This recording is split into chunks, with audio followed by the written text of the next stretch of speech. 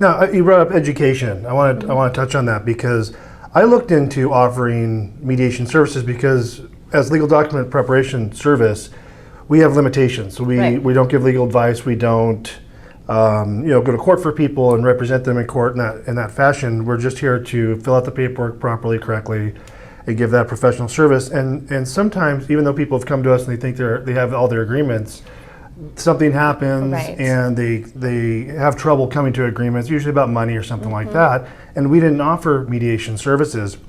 So I actually looked into becoming a mediator as an additional service, and what I found was there's no real governing board, there's not any real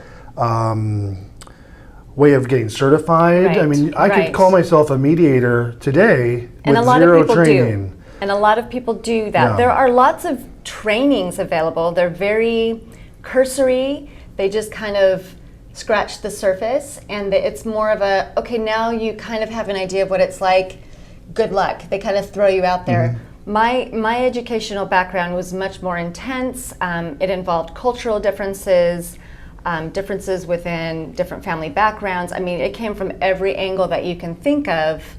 And now my work in the court system helps me not only say, hey, this is a great option for your family to do this without having to deal with attorneys, without having to go through the court system, because this is what I know about what happens to families in the court system, because I've been there and I continue to work there.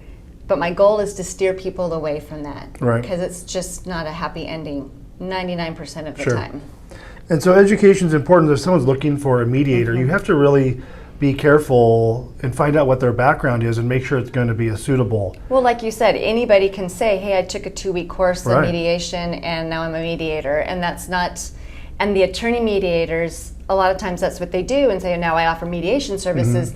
They're still coming from a litigation background where it's a win-lose. About the law. We got the law is the only thing that matters. We need to, if they'll even take one of the parties aside and say, you really shouldn't be agreeing to this. Really? It's not in your interest. And they forget that their job is to help the people come together and communicate and not pit.